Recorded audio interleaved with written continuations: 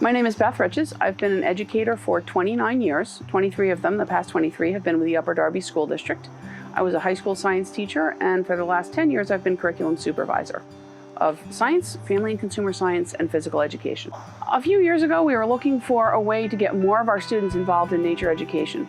One of my passions with science is the belief that kids learn science by experiencing science. I don't want them to just read science out of a book or watch a video about science. I want them to actually get their hands dirty, to get involved in the science, to turn over logs and find bugs and plant seeds and roll balls down ramps and put wires together and see something light up. I want them to do the science. The district, because we're trying to promote equity in the district. It's a challenge for us. We're a big district. We have about 12,500 students in the district and 10 elementary schools.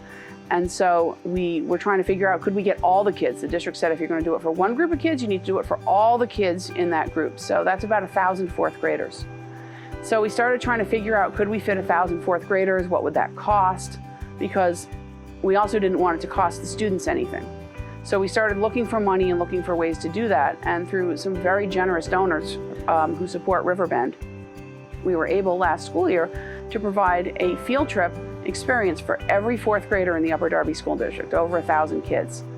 We had a Riverbend educator who came to the school before the trip to prepare the kids for the trip. And then we had the actual field trip experience, and then the educator came back to the classrooms and worked with the kids one day after the field trip, and it was a fabulous experience for our kids. So I visited students at Stonehurst Elementary School and was there the day the crayfish came. Well, the educator had the kids thinking about questions and talking about questions in the scientific process. And then she put a little plastic bin with a critter in it on everybody's desk.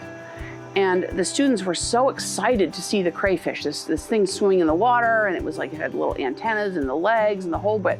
And they were asking these really great questions about it, like how do you know if it's a boy or a girl? How do they make more?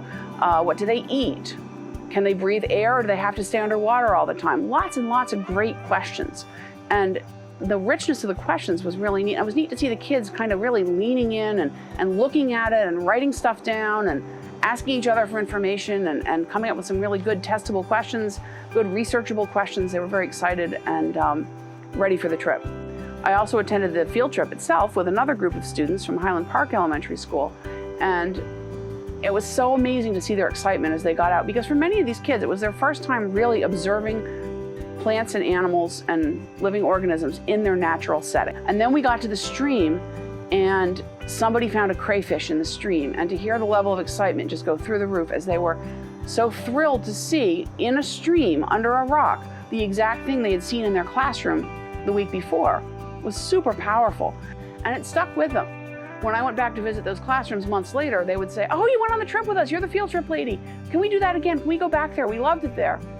My hope is that we can continue to do this program, because I really do think that the actual benefit to the kids of being able to be out in nature and learning from nature is extremely powerful. There's a lot of research that shows that psychologically, students who can spend time in nature are much more mentally healthy.